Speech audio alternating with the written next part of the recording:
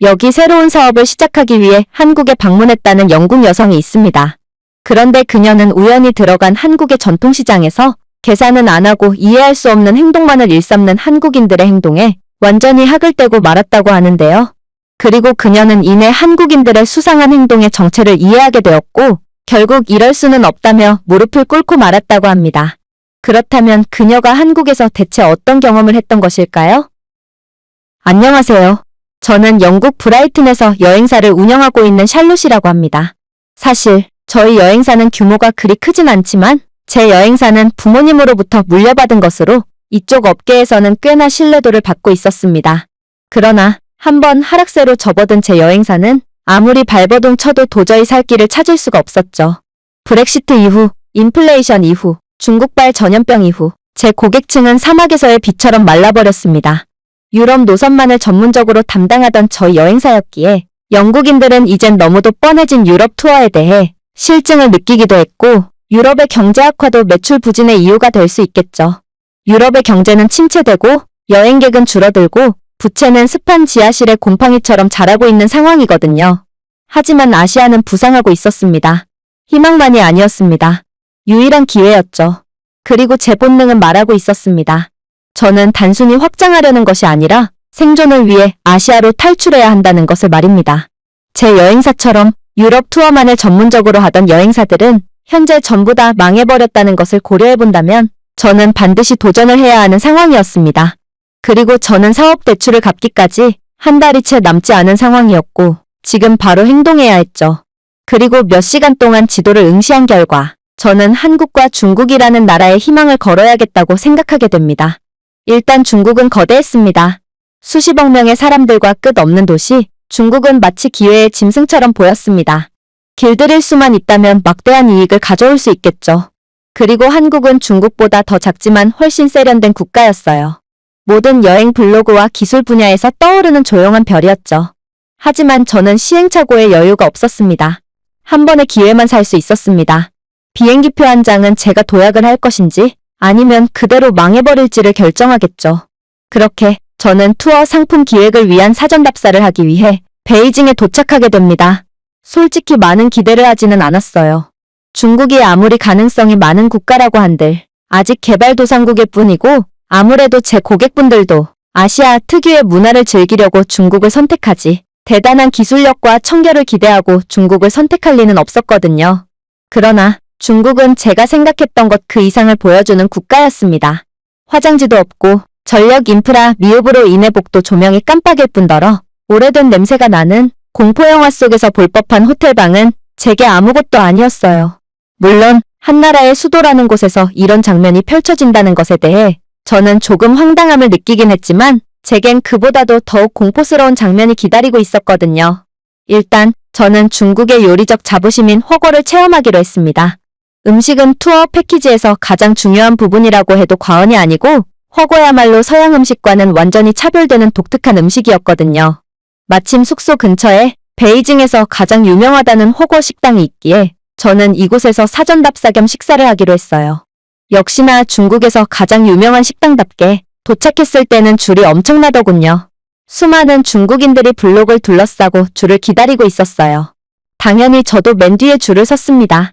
그런데 이상했어요. 10분이 지나고 30분이 지났는데 줄은 전혀 줄어들지 않았거든요. 아니, 오히려 늘어난 것 같았어요. 1시간이 지났습니다. 여전히 줄은 전혀 줄어들지 않았죠. 저는 뭔가 이상함을 느끼고 줄 맨 앞쪽을 흘낏 보게 되었는데 저는 이때 살면서 단 한 번도 보지 못한 충격적인 장면을 목격하게 됩니다. 중국은 우리가 세상을 이해하는 방식과는 완전히 다른 방향으로 흘러가고 있었거든요. 중국인들은 맨 뒤에 줄을 서는 대신 입구 근처에서 먹잇감을 노리는 독수리처럼 서성이다가 자신보다 만만한 상대가 보이면 그대로 새치기를 하고 있었어요. 한 건장한 사내는 지팡이를 든 할머니 앞으로 쏜살같이 달려갔습니다. 다른 한 명은 소심한 10대 소녀를 밀어냈죠. 그러나 아무도 아무 말도 하지 않았습니다. 모두 그냥 받아들였습니다. 자꾸만 보다 보니 저는 중국의 줄서기 규칙을 이해할 수 있었습니다. 이건 줄이 아니었어요. 정글 계층 구조였죠. 규칙은 간단했어요. 약해 보이면 자리를 빼앗기는 거고 무섭거나 위협적이게 보인다면 먼저 갈 수 있는 것입니다. 심지어 몇몇은 현금을 받고 자신의 자리를 판매하기도 하더군요. 하지만 그는 자리를 팔고 나서도 떠나지 않았습니다. 그러고는 다시금 자신의 자리를 팔았습니다. 그리고 또다시 말입니다. 마치 훔친 시간을 파는 자판기처럼 말이죠. 그리고 마침내 저는 그는 전문적인 자리 장사꾼이라는 것을 깨달았습니다. 그의 위협적인 외모와 목과 얼굴에까지 있는 문신을 보니 그는 전문적으로 자리를 파는 조직원 같았거든요. 저는 믿을 수 없다는 듯이 쳐다보았습니다. 이건 진짜일 리가 없어요 라고 중얼거렸죠. 하지만 상황은 더 나빠졌습니다. 결국 1시간 반 동안 중국인들의 팔꿈치와 채취, 그리고 최소한 10번의 말싸움이 벌어지는 것을 지켜본 후 저는 안으로 들어갔습니다. 허거의 냄새는 강렬했어요. 매우 이국적이었죠. 이러한 극강의 이국적인 모습은 어쩌면 호기심 많은 영국인들에게 상당한 매력을 끌 수도 있을 거라고 생각했어요. 하지만 자리에 앉은 저는 그저 할 말을 잃고 넋을 놓을 수밖에 없었죠. 각 테이블 중앙에는 끓는 국물이 담긴 거대한 허거 냄비가 놓여 있었는데 완전히 낯선 사람들이 허거 냄비를 공유하며 냄비 안에 음식들을 나눠 먹고 있었거든요. 그런데 떼국물이 줄줄 흐르는 꾀죄죄한 차림이한 남자가 허거 냄비 안에 꼬치를 찍어 물었고 그 다음에는 씹은 반쪽을 다시 국물에 푹 담근 후 국물을 휘젓는 거 아니겠어요? 그리고 이것은 우연이 아니었습니다.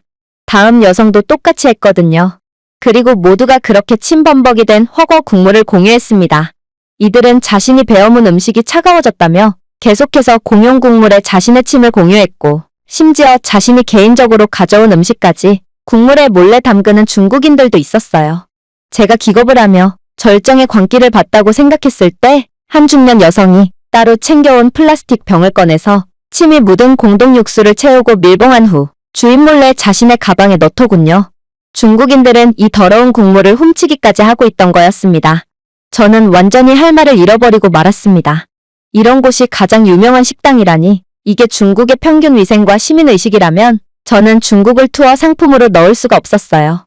이러다가 여행객들에게 단체 고소를 당하기 십상이었거든요. 결국 저는 1시간이 넘게 기다려서 겨우 입장한 식당에서 그대로 나오려고 했습니다. 저는 음식을 먹고 싶던 거지 무작위의 사람들과 침을 공유하고 싶던 것이 아니었거든요. 하지만 중국인 직원은 제가 주문하지 않고 나가려고 하자 중국어로 저에게 화를 냈습니다. 저희는 번역앱을 통해 대화를 해야 했는데 그는 제게 화를 내며 정체불명의 청구서를 내밀더군요. 내가 음식을 먹지 않았더라도 너는 전골 참석비를 지불해야만 해. 그러지 않는다면 이곳에서 한 발자국도 나갈 수 없어. 저는 여행 전문가답게 이건 외국인을 노린 사기라는 것은 잘 알고 있었어요. 그러나 더는 논쟁할 기력이 남아있지 않았고 기름이 뚝뚝 떨어지고 쥐와 바퀴벌레가 기어가는 이곳 식당에서 더는 있고 싶지 않았습니다. 그래서 그저 50위안을 던지듯 지불하고 식당에서 나왔어요. 그리고 택시를 잡고 호텔로 다시 돌아가려고 했죠. 인도를 주행하는 스쿠터와 차량에 의해 거의 치일 뻔했지만 그래도 다행히 택시에 탑승했습니다. 그런데 호텔에 도착한 중국인 택시기사는 제게 정상 요금의 10배를 요구하더군요. 이건 말도 안 됐습니다. 아무리 외국인에게 요금 과다 청구를 하는 일은 개발도상국에서는 빈번하다고 해도 10배라니요. 이건 듣도 보도 못한 상황이었습니다. 하지만 제가 돈을 지불할 것을 거절하니 중국인 택시 기사는 흉기를 꺼내어 제게 겁을 주더군요. 결국 저는 정상가의 5배 요금으로 합의를 한 채 돈을 갈취당한 채 차량에서 내려야 했습니다. 아니, 정확히는 6배였죠. 그렇게 택시에서 내려보니 그는 제게 잔돈을 고의적으로 덜 줬다는 사실을 뒤늦게 알아챘거든요. 그때 문득 떠올랐습니다. 저는 잘못된 나라에 있었습니다. 문화를 목격한 것이 아니라 혼란으로 위장한 집단적 사기의 현장에 도착해 있었습니다. 결국 저는 예정보다 훨씬 일찍 중국을 떠나 한국으로 향하기로 했습니다. 중국에서 투어 상품을 계획한다면 저는 고객들에게 집단 소송을 당해 파산을 할 게 분명했거든요. 한국으로 가는 비행기 안에서 저는 아직도 긴가민가 했어요. 뭔가 한국도 중국과 비슷한 문화와 수준을 가졌을 거라는 생각이 계속 들었거든요. 하지만 그렇게 공항 근처의 택시 정류장에서 택시를 타게 되었을 때 저는 깜짝 놀랄 경험을 하게 되었습니다. 한국인 택시기사는 제 짐을 정중하게 넘겨받고 트렁크에 실어주었을 뿐만 아니라 기본적이지만 정중한 영어를 구사하며 주행 중간중간 한국의 랜드마크 건물들에 대한 설명을 건넸거든요. 택시 기사가 영어를 할 수 있다니 정말 놀라웠습니다. 사실 영국에서조차 택시 기사가 영어를 거의 못하는 경우를 심심치 않게 찾아볼 수 있거든요. 이민자 출신의 택시기사들은 영어를 거의 못했기에 저는 제 조국인 영국에서조차 번역 앱이나 손짓으로 의사소통을 해야 했습니다. 제 돈 내고 탄 택시인데 제가 고생을 해야 했죠. 하지만 한국은 그와는 차원이 전혀 달랐습니다. 그의 친절한 응대에 감동받은 제가 승차가 끝나고 팁을 주려고 했을 때도 마찬가지였어요. 그는 제 가방을 호텔 문 앞까지 들어줬음에도 팁을 거부했거든요. 저는 제 할 일을 했을 뿐이에요. 공항 택시기사가 영어를 하는 건 당연한 거고 한국은 팁을 지불하는 국가가 아니거든요. 한국에 오신 것을 환영합니다. 눈물이 날 뻔했어요. 중국에서는 10배의 요금 사기를 당했고 어딜 가나 외국인이라는 이유만으로 사기를 당할 뿐이었습니다. 그러나 한국에서 저는 표적이 아닌 손님처럼 품위 있게 대우받았습니다. 서울의 거리도 중국과는 완전히 달랐습니다. 만약 한국이 중국과 비슷한 국가였다면 이것보다 훨씬 시끄러웠어야 했어요. 동시에 매우 혼란스러웠어야 했죠. 하지만 그렇지 않았습니다. 대신 깨끗한 도로와 질서정연한 보행로가 절 반겨주고 있었어요. 시끄럽게 소리를 지르는 사람은 단 한 명도 없었고 거리에는 쓰레기 하나 없이 깨끗했죠. 포장도로는 흠이 없는 새것 같은 상태를 자랑하고 있었어요. 이렇듯 한국의 인프라가 매우 깨끗하게 유지될 수 있는 이유는 간단했습니다. 한국인들은 적절한 쓰레기통을 찾을 때까지 자신의 쓰레기를 갖고 다녔기 때문입니다. 벌금 때문이 아니라 자기 규율 때문입니다. 베이징에서는 다 큰 어른이 지하철에서 음식을 먹고 바닥에 닭뼈를 직접 던지는 모습을 손쉽게 볼 수 있고 아이가 지하철 내부에서 소변을 보는 모습을 어렵지 않게 볼 수 있습니다. 그러나 서울에서는 초등학생쯤 되어 보이는 아이들마저 과자 포장지를 주머니에 부드럽게 접어넣으며 중국의 어른들보다 훨씬 교육 수준이 높고 교양 있는 모습을 보여주었어요. 그것이 차이점이었습니다. 길을 건널 때는 부드러운 차임벨 소리가 들렸고 아래를 내려다보니 도로에 LED 조명이 박혀 있었고 위에 교통신호에 맞춰 녹색으로 깜빡이는 것을 발견할 수 있었습니다. 한국은 사소한 것 하나하나마저도 시민들의 편의성에 맞추어져 있던 것입니다. 횡단보도를 건널 때도 놀라운 모습은 계속되었어요. 지팡이를 든 한 할머니가 천천히 다가오자 모든 차가 그대로 멈추었거든요. 신호등은 어느새 빨간불이 되었고 거동이 불편하신 할머니는 결국 제때에 횡단보도를 건너지 못하게 되었지만 할머니에게 눈치를 주거나 경적을 울리며 짜증을 내는 한국인 운전자는 단 한 명도 없었어요. 오히려 차례를 기다리던 한국인 운전자는 그대로 문을 벌컥 열고 뛰쳐나와 느릿느릿 이동하는 할머니를 부축해주며 할머니가 안전하게 횡단보도를 건널 수 있게 도와주었습니다. 어떻게 이런 일이 있을 수가 있나요? 중국에서는 버스조차 신호를 제대로 지키지 않습니다. 그래서 초록불이라고 해서 안심하고 횡단보도를 건넜다간 그대로 황천길로 직행하기 십상이죠. 그러나 한국에서는 꿈속에서만 상상했던 일이 그대로 펼쳐지고 있던 것입니다. 그렇게 저는 원래 계획했던 한국의 전통시장에 도착하게 되었습니다. 이곳은 영국인들의 아시아에 대한 호기심을 완전히 충족시켜줄 요건을 전부 충족하고 있었어요.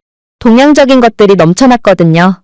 그런데 가장 중요한 건 이곳 전통시장 거리에서는 아무리 작은 노점상이라도 제품을 깔끔하게 정리하고 가격을 명확하게 표시했으며 놀랍게도 미소를 지으며 무료 샘플을 제공했지만 아무런 대가를 기대하지 않았다는 것입니다. 음식 거리에서 저는 상인들이 건네주는 떡볶이와 김밥 등을 무료로 맛볼 수 있었지만 그들은 이러한 샘플을 그저 순전히 호의로 건넸을 뿐이었고 물건을 구매하라는 강제력은 전혀 행사하지 않았어요. 한 번은 한 젊은 한국인 상인이 제게 양손으로 떡을 건네며 살짝 고개를 숙였어요. 제가 정중하게 구매를 거절했을 때 그는 그저 미소를 지으며 구매하지 않아도 좋으니 맛이라도 보세요. 한국을 즐기세요 라고 말하더군요. 베이징에서는 상인들이 자신의 가게로 거의 강제로 끌고 갈 뿐더러 물건을 조금이라도 건들면 남의 물건을 만졌음에도 구매하지 않는다고 소리치며 욕을 퍼붓지만 한국은 전혀 달랐던 것입니다. 저는 가슴에서 무거운 무언가가 흔들리는 것을 느꼈습니다. 이런 게 바로 인간적인 친절이라는 것을 처음 느꼈거든요. 그러다 저는 기념품 거리에 들어오게 되었습니다. 상품들은 완벽하게 정리되었고 깔끔한 상태를 유지하고 있었어요. 베이징에서처럼 고함도 밀지도 흥정하는 혼돈도 없었습니다. 그저 차분한 미소뿐이었죠. 저는 따뜻한 냄새와 분위기에 최면에 걸려 목적 없이 방황하다가 인상적인 한 장면을 목격하게 되었습니다. 그건 바로 전통탈 상점을 목격했을 때였죠. 그 중에서도 저를 가장 매료시켰던 탈은 따로 있었습니다. 나무로 되어 있고 나이가 들어 갈라져 있으며 대담하고 생동감 있는 톤으로 칠해져 있었죠. 가면 하지만 단순한 가면이 아니었습니다. 그것은 한국의 과거 귀족을 상징하는 양반탈이었습니다.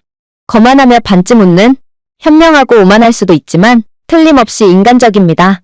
그 양반탈은 마치 제가 모르는 것을 알고 있는 것처럼 저를 응시했습니다. 저는 신비로움을 느끼면서도 그 탈에 완전히 매료되었어요. 저는 손을 뻗어 조심스럽게 양반탈을 잡으며 무게감 있는 장인 정신을 느꼈습니다. 곡선, 붓질, 섬세한 조각 등 모든 디테일이 의도를 발산했습니다. 저는 수십 개국에서 수백 개의 기념품을 구입했습니다.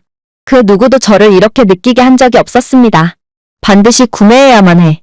제가 속삭였습니다. 숱한 여행 경험이 있던 저로서는 기념품은 구매를 했을 때만 기분이 좋지 결국에는 창고 뒤에 처박히게 된다는 것을 알고 있었음에도 양반탈은 구매를 하지 않고서는 못 베기겠는 기분이 들더라고요. 그렇게 저는 카운터에서 줄을 섰습니다. 제 앞에 몇 명의 고객이 있었는데 한 한국 노인이 카운터에 전통 부채를 올려놓았더군요. 그 부채에는 3,600원이라는 가격표가 붙어 있었어요. 그리고 노인은 5,000원짜리 지폐 한 장과 동전 한 개라는 다소 뜬금없는 금액을 건네더군요. 이건 도저히 말이 안 되는 장면이었습니다. 3,600원이라면 그저 5,000원짜리 지폐 한 장을 지불한 것으로도 충분한데 도대체 할아버지는 왜 이런 방식으로 계산을 한다는 말인가요? 아무래도 할아버지는 연로하신 나이 탓에 실수를 한 것이 분명해 보였습니다. 가격을 잘못 받거나 연로하셨기에 계산을 잘못하신 게 분명해 보였어요. 그런데 한국인 직원은 마치 먹잇감을 발견한 독수리처럼 외국인을 발견한 중국인처럼 망설이지 않고 허튼 수작을 부리더군요. 계산기도 없이 그는 할아버지의 잘못된 금액을 가로채 가더니 지폐 한 장과 동전 한 개만을 건네주었거든요. 심장이 멈췄습니다. 솔직히 저는 많은 것을 바란 것은 아니었습니다. 모름지기 인간이라면 돈욕심을 내는 게 당연했죠. 그러나 한국에서만큼은 달랐어요. 저는 한국에서 놀라운 호의와 친절을 경험했기에 한국인들만큼은 적어도 노인에게만큼은 정직을 지킬 거라고 예상했거든요. 그래서 화가 나서 저도 모르게 외쳐버리고 말았습니다.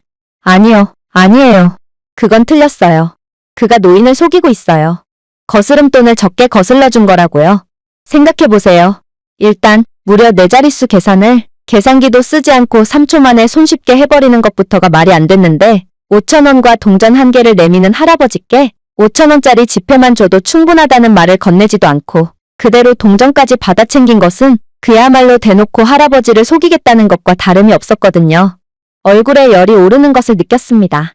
이런 일이 중국도 아니고 한국에서 일어나다니 저는 방금 이 나라를 하늘에 찬양했는데 대낮에 상인의 노인을 속이는 것을 보게 된 것입니다. 그러나 제 당찬 영어에 대한 이들의 반응이 더 황당했습니다. 한국인 노인은 영어를 구사할 수 있는지 제 영어를 알아듣고는 이게 뭐가 문제냐는 표정을 지었고 거스름돈 사기를 친 가게 주인도 황당하는 듯 저를 쳐다볼 뿐이었거든요.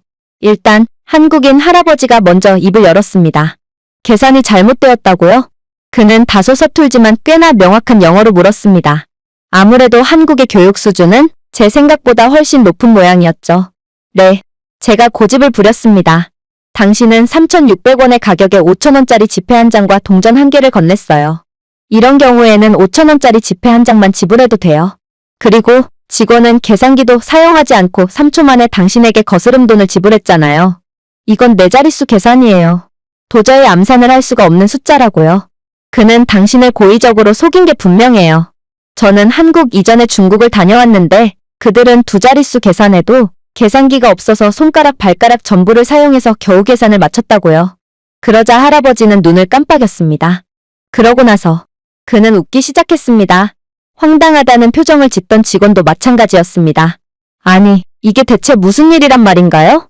지금 저를 상대로 몰래카메라라도 찍고 있다는 말인가요? 그러나 할아버지가 뒤이어 해온 말은 저를 완전히 경악의 도가니로 밀어넣었습니다. 글쎄요, 제가 아무리 나이가 들었다고 해도 4자릿수 암산조차 못할 정도로 수학 능력이 떨어지진 않았어요. 한국에서는 유치원생조차 손쉽게 4자릿수 암산을 할 수 있거든요. 저는 일부러 5,100원을 지불한 거예요. 만약 제가 5,000원짜리 지폐 한 장만을 건넸다면 저는 동전 4개를 받아야 하거든요. 하지만 5,100원을 지불할 경우 저는 1,000원짜리 지폐 한 장과 500원짜리 동전 하나만을 받을 수 있으므로 무겁고 짤랑거리는 동전을 줄일 수 있죠. 물론 가게 입장에서도 100원짜리 4개를 사용하며 거스름돈을 소진하는 것보다 500원짜리 하나만을 건네는 게 추후 거스름돈을 남기는 데 있어서 이익이 됩니다. 그들은 매번 거스름돈을 환전해야 하는 수고를 덜 수 있게 되는 거죠. 저는 넋이 나가버렸습니다. 한국인들은 어린아이나 노인들조차 네 자릿수를 3초 만에 암산하는 게 기본이라고요? 무엇보다 저는 결백한 사람을 도둑으로 몰아버리는 무례한 행동을 한 셈이었습니다. 안 돼, 제가 속삭였습니다. 하지만 분명 화를 낼 거라고 예상했던 계산 직원은 여전히 미소를 지으며 덧붙이더군요. 대부분의 한국인들은 암산쯤은 자동으로 수행해요. 암산은 우리 습관의 일부거든요. 한국인들은 계산기가 필요 없어요. 왜냐하면 한국인들은 전 세계 수학 능력 1위를 자랑하는 국가거든요. 네 자릿수 계산의 계산기를 사용하다니 이건 한국인으로서 수치와도 같은 행위예요. 그 또한 유창한 영어를 구사하고 있었고 저는 이러한 한국인들의 외국어 능력과 수학 능력에 완전히 경악을 하고 말았습니다. 아니, 전통시장 직원이야. 외국인들을 자주 상대하니 그렇다고 쳐도 도대체 일반적인 할아버지조차 당연하다는 듯 외국어를 구사하고 또 미친 듯한 수학 능력을 보여주는 게 말이나 된다는 소리인가요? 정말로 한국인들은 천재임이 틀림없어 보였습니다. 중국인들은 조금 심하긴 했지만 교육 수준이 높은 영국인들조차 마트에서 캐셔일을 10년 동안 한 베테랑 직원도 암산은커녕 두 자릿수 이상의 계산에는 반드시 계산기를 사용하곤 하거든요. 그렇게 저는 완전히 넋이 나간 채 계산 직원과 노인에게 돌아섰고 어색하게 고개를 숙였습니다. 정말 죄송합니다.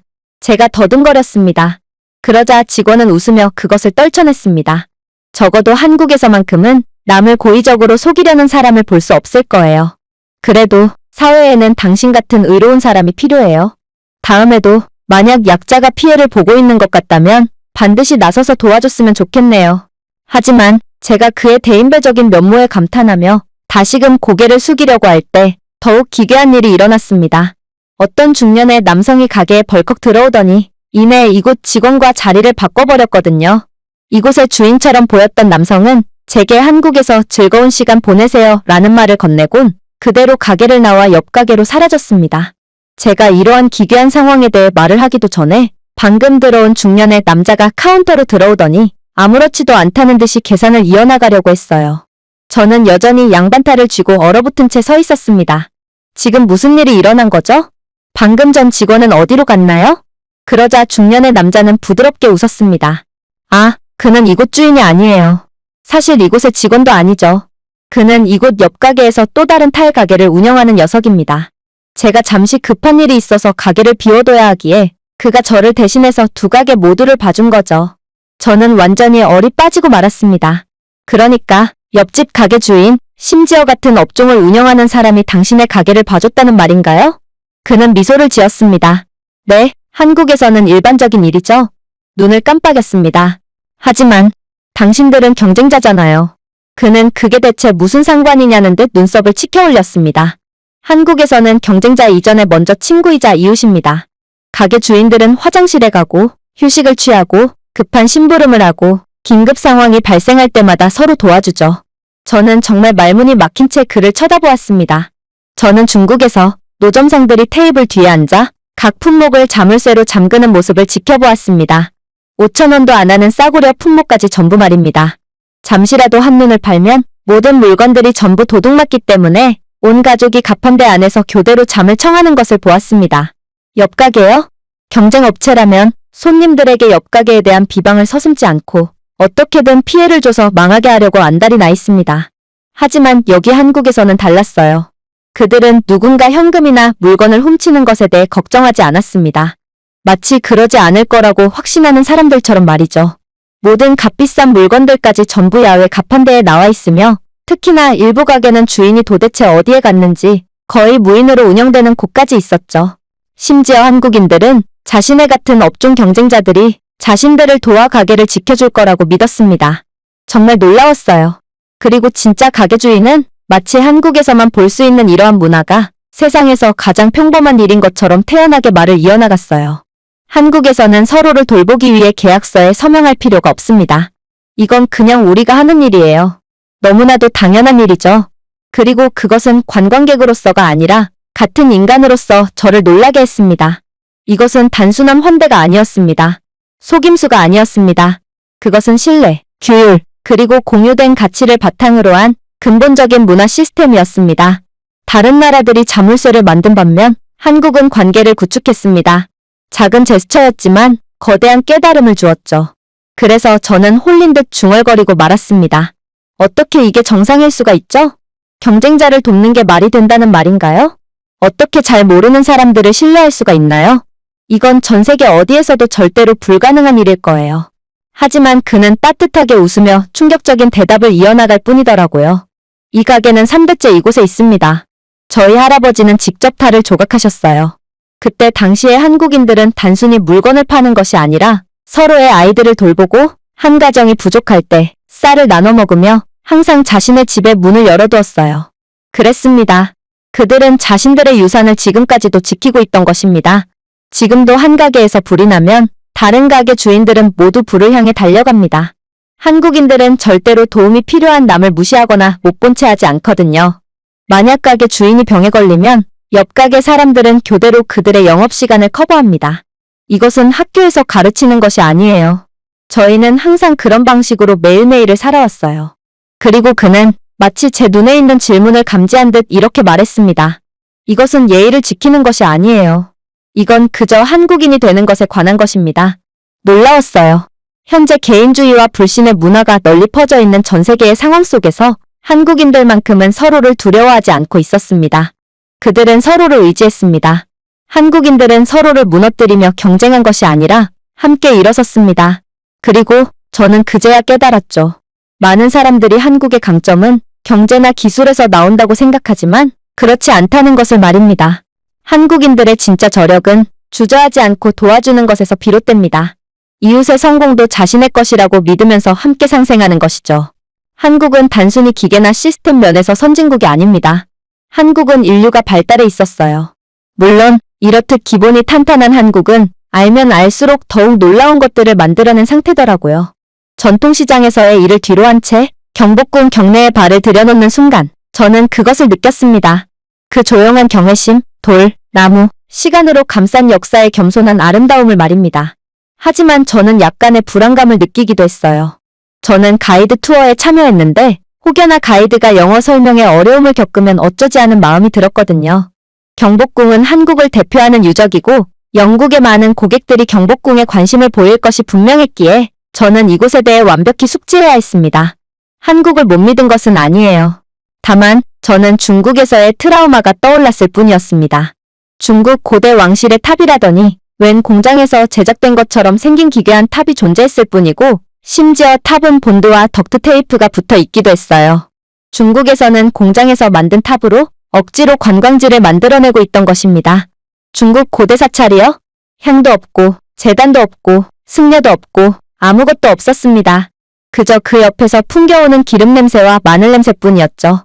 옆에는 중국 황제들이 먹었던 음식이라며 100위안이라는 말도 안 되는 가격의 국수를 판매하는 식당이 있었거든요. 아무래도 이 가짜 관광지는 해당 식당이 매출 증진을 위해 억지로 만들어낸 것처럼 보였습니다.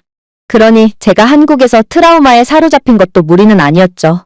하지만 그러한 의심도 잠시, 저는 곧바로 예상치도 못한 경험을 하게 됩니다. 저는 웬 무선 이어폰을 받았는데 이건 AI 번역 이어폰이라고 했거든요.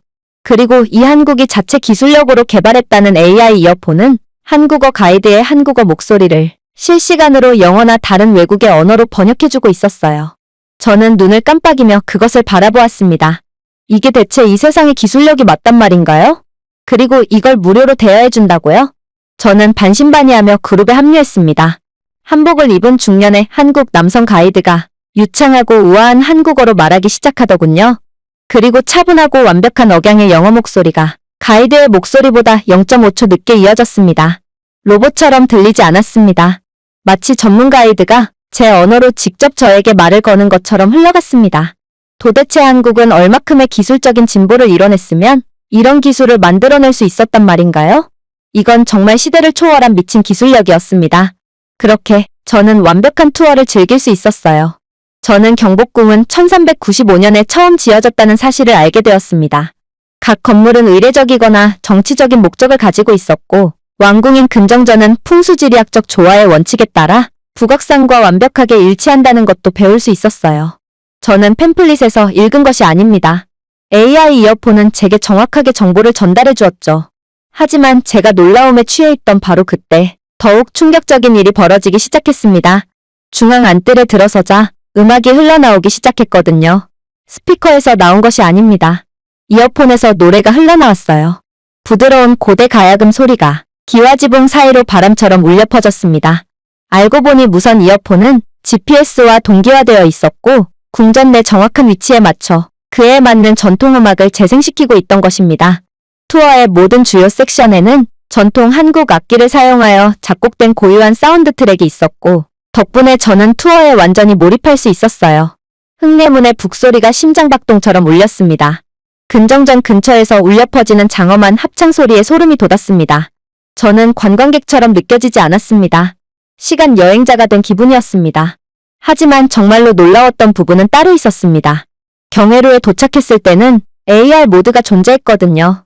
저는 가이드가 제공한 안경을 착용했고 고대 건축물이 디지털로 재구성된 것을 보았습니다. 왕실 인물들이 그 시대의 의상을 입고 하인들이 움직이고 장관들이 서 있었습니다. 마치 현재 위에 과거를 그리는 것 같았습니다. 저는 혼잣말로 속삭였습니다. 한국이 현재 세계 최고의 기차, 스마트폰, 선박을 만드는 것은 당연한 일이었을지도 몰라? 한국인들은 심지어 역사도 그대로 재현하고 있잖아. 물론 경복궁 체험에 완전히 몰입하게 해준 건 한국의 기술력 덕분만이 아니었어요. 한국의 유산은 정말로 뛰어났거든요. 경복궁은 아름다움 뿐만 아니라 살아있는 느낌까지도 있었기 때문입니다. 전 세계의 수많은 유적들을 경험해본 저였지만 경복궁은 그 중에서도 단연 가장 특별했어요. 왕좌의 전당인 근정전은 한 번 보는 걸로는 만족이 안 됐어요. 다시 보니 그 건물은 움직이지 않고 빛나며 서 있었습니다. 검은 기와 지붕이 활줄처럼 아치형으로 되어 있고 복잡한 단청 무늬가 오후 햇살 아래 짙은 빨간색, 파란색, 녹색으로 빛나고 있었습니다. 모든 것은 손으로 직접 칠해졌습니다. 모든 용 그림에는 무언가 의미가 있었습니다. 기둥의 배치조차도 고대 철학인 궁전 기하학을 권력의 언어로 사용했습니다. 그들은 단순한 궁전을 지은 것이 아니야 라고 저는 속으로 속삭였습니다.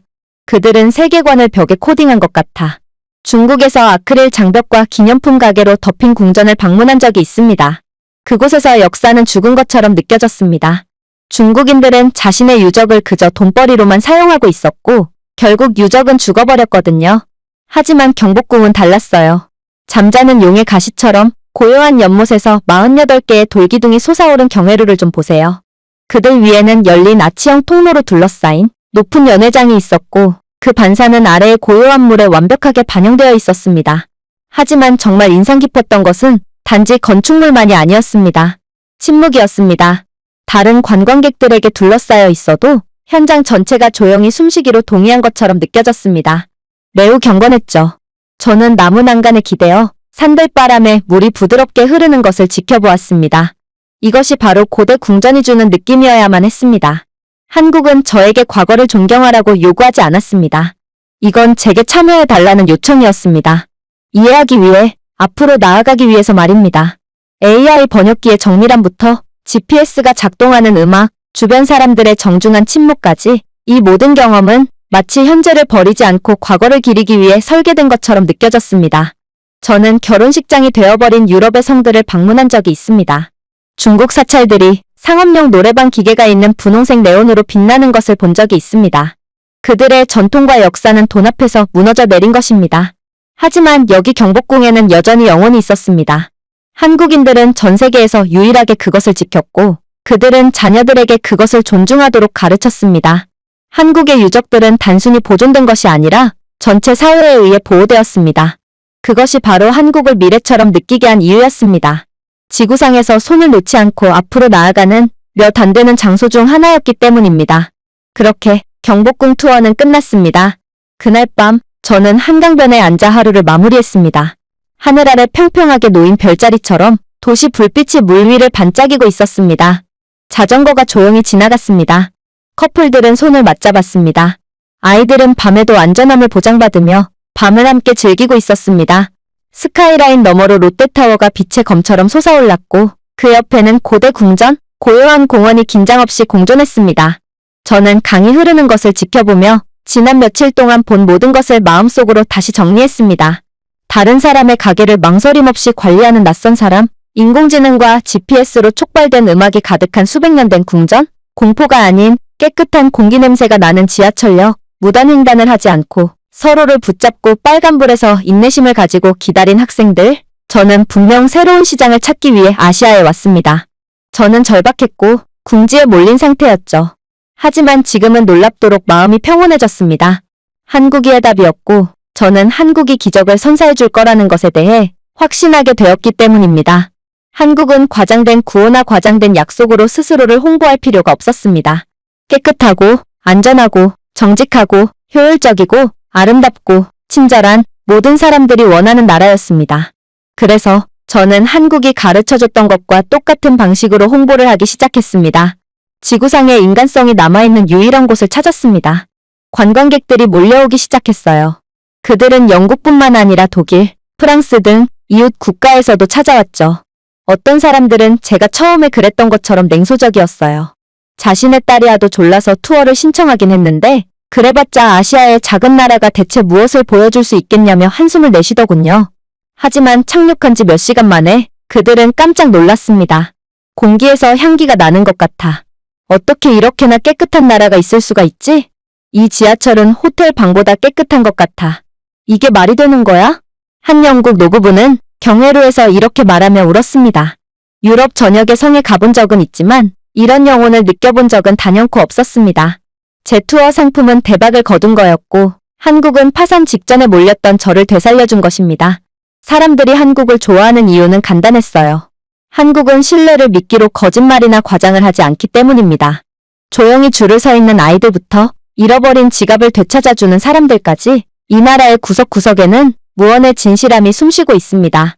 그리고 이 사람들은 세상을 변화시키고 있습니다. 한 관광객이 저희 방명록에 이렇게 썼더군요. 저는 그냥 한국을 방문한 것이 아닙니다. 한국은 저에게 더 나은 인간이 되는 법을 가르쳐 주었습니다. 한국은 제가 방심할 수 있었던 유일한 곳입니다. 진실이 두려움 없이 걸어가는 곳, 낯선 사람들이 낯선 곳에서도 항상 안전한 곳, 가장 바쁜 도시조차도 조용하고 공유된 존중으로 움직이는 곳이죠. 만약 소음과 사기로 얼룩진 해외여행에 질렸다면 반드시 한국으로 오세요. 기술이 유산을 향상시키는 나라로 오세요. 언제든지 당신을 환영하는 곳으로 오세요.